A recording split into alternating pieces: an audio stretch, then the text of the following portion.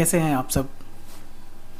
हमारी YouTube family, जय श्री महाकाल। महादेव आप सबको स्वस्थ रखें। जय माता दी।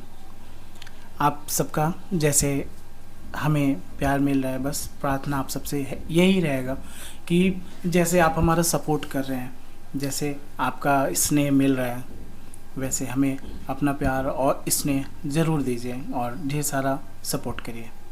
आज हम एक भक्त और भगवान के आस्था पे एक एक प्रचलित कहानी, मतलब हमें किसी के माध्यम से बताया गया था कि मैं कभी ऐसा समय हुआ करता था कि अपनी परेशानियों से बहुत ज़्यादा परेशान, घबराने के कारण मैं मंदिरों पे जाता था, बैठता था, माँ से प्रार्थना करता था। तो उस दौरान मुझे एक साधक मिले, बाबा मिले।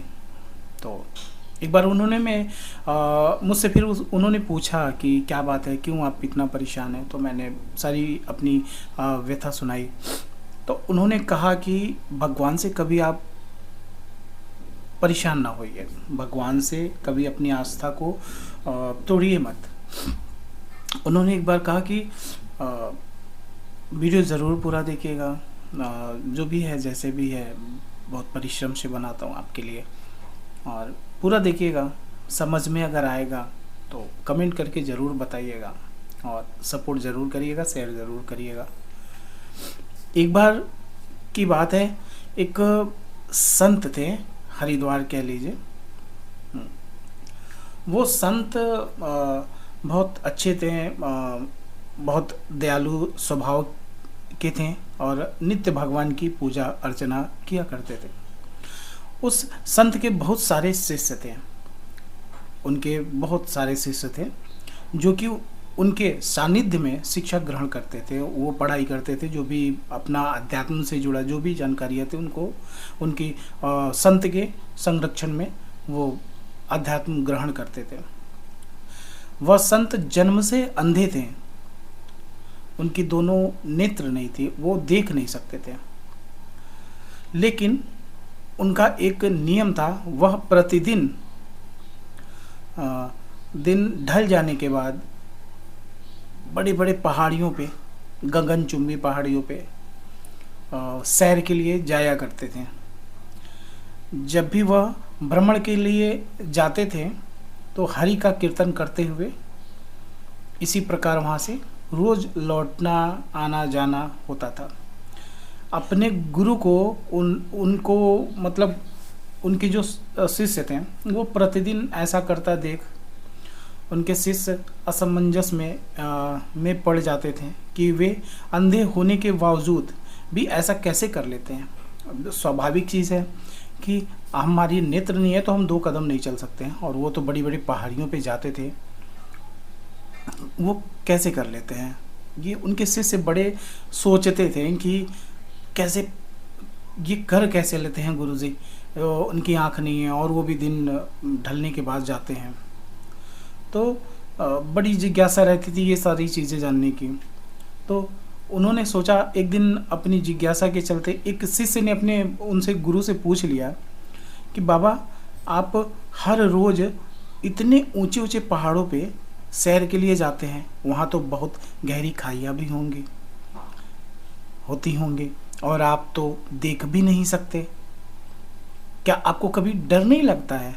क्या आपको कभी ये नहीं लगता है कि मेरे नेत्र नहीं हैं और मैं ऐसे भ्रमण को जा रहा हूँ, हरि का कीर्तन करते जा रहा हूँ, कहीं कोई जंगली भालू जानवर शेर मुझ पे हमला कर दे या फिर मैं खाइयों में ही गिर जाऊँ, तो क्या आपको कभी डर नहीं लगता? कहीं पाँव डगमगा गए तो, या कोई जंगली जानवर आ जाए तो, क्या आपको इस बात से चीज़ों से जरा भी भय नहीं लगता? वह संत पहले थोड़ा मुस्कुराए और फिर वहाँ से चले गए।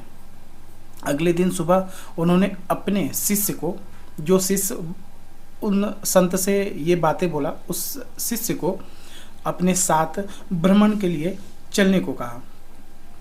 पहाड़ों पर चढ़ते समय बाबा ने शिष्य से कहा कि यदि कोई गहरी खाई आए तो उन्हें बता दे। ऐसे ही वह दोनों चलते रहे और जैसे ही गहरी खाई आई, शिष्य ने बाबा को इस बारे में बताया। कहा, बाबा, गहरी खाई आ गई है। यह सुनकर बाबा ने शिष्य से कहा, अब तुम मुझे इस खाई में धक्का दे दो। उस संत ने अपने शिष्य से कहा, अब तुम इस गहरी खाई में मुझे धक्का दे दो। वो शिष्य बड़ा सोचने लगा, बहुत तकलीफ हुई उसको, पीड़ा हुई। वो सोचने लगा कि बाबा मुझे ऐसा कह रहे हैं। फिर उसने कहा बाबा कि यह बात सुनकर शिष्य को बड़ा अचरज हुआ और वो चारों ओर देखने लगा। उसने कहा, मैं भला आपको कैसे धक्का दे सकता हूँ? ऐसा कुछ करने की तो सोच भी नहीं सकता। शिष्य ने आगे कहा, आप मेरे गुरु हैं। मैं तो अपने किसी दुश्मन को भी इतनी गहरी खाई में नहीं धक्का दे सकता। आप मेरे गुरु हैं, आप मेरे मार्गदर्शक हैं, आपसे मुझे शिक्षा मिलती है, तो भला और आध्यात्म की शिक्षा मिलती है, अच्छे संस्कारों की शिक्षा मिलती है, और ये नीच कर्म मैं कैसे कर सकता हूँ? ये घिनौने कार्य मैं कैसे कर सकता हूँ?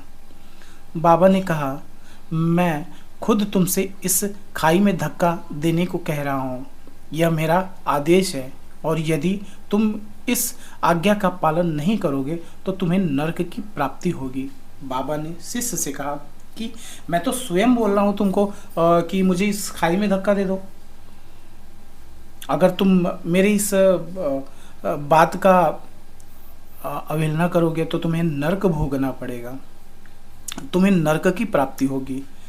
फिर शिष्य ने कहा, मुझे नरक भोगना स्वीकार है बाबा, किंतु ऐसा बिल्कुल नहीं कर सकता। शिष्य ने कहा, तब शिष्य ने बोला कि मुझे नरक भोगना मंजूर है, मैं नरक भोगने के लिए तैयार हूँ, लेकिन ऐसा घिनौना नीच काम मैं नहीं कर सकता बाबा कि मैं आपको इस गहरी खाई से धक्का दे दूँ।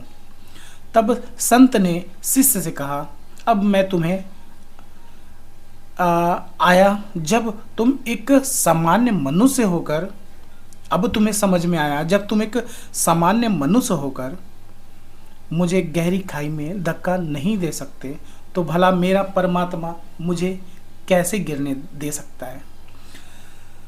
वो मेरा प्रभु जिसका मैं सिमरन करता हूँ, वो मुझे गहरी खाई में कैसे गिरने दे सकता है? ऐसा भला कैसे हो सकता है? भगवान हमेशा गिरे हुए को उबारते हैं और कभी किसी के साथ गलत नहीं होने देते हैं। यह सुनकर शिष्य ने अपने गुरु को प्रणाम किया और इस सीख के लिए धन्यवाद दिया। इससे बहुत बड़ी शिक्षा मिलती है, और कहते हैं कि इससे आपको थोड़ा सोचना चाहिए कि कभी कभी मैंने बहुत देखा है कि मैं स्वयं अपने आप को बता रहा हूँ कि कभी कभी स्थितियाँ ऐसी बन जाती थी, और पहले ऐसी सिचुएशन बन जाते थे कि इतना पूजा पाठ इतना सारा करने के बाद प्रभु परीक्षा ले रहे हैं। प्रभु परीक्षा उसी का लेता है जो प्रभु के शरण में जाता है। प्रभु परीक्षा उसी के लेते हैं, तो बहुत विचलित होने की ज़रूरत नहीं है। प्रभु के शरण में आप गए हो तो प्रभु आपका गलत नहीं होने दे सकता। बस इससे छोटी सी कहानी से हमें यह शिक्षा मिलती है कि हमें कभी भी ईश्वर से अपने विश्वास को कम नहीं करना चाहिए। यदि आपके साथ अभी कुछ बुरा हो रहा है तो हो सकता है यह आने वाले समय में कुछ बहुत अच्छा होने का संकेत हो। इसीलिए भगवान पर हमेशा विश्वास रखें, उन्हें आपके लिए ज़रूर कुछ अच्छा सोचा होगा। प्रभु ने आपके लिए ज़रूर कुछ अच्छी बातें सोची होगी, कुछ अच्छा बनाया होगा। तो विश्वास रखिए और प्रभु गलत नहीं होने देंगे। हमारा ये कहानी आपको कैसा लगा? ये सुनकर अच्छा लगा? जैसा भी हो, जैसा भी लगा हो, मुझे ज़रूर बताइएगा और कमेंट करके ज़रूर बताइएगा। अच्छा लगेगा तो लाइक भी कर दीजिएगा, शेयर भी कर दीजिएगा। और जो हमारे चैनल को, हमारे वीडियो को पहली बार देखते हैं, उनसे प्रार्थना है हमारा कि मेरे चैनल को सब्सक्राइब और बेल आइकन बटन ज़रूर दबा के जाएगा। महादेव आप सबको स्वस्थ रखे, माता रानी आप सबको स्वस्थ रखे। जय श्री महाकाल, जय माता दी।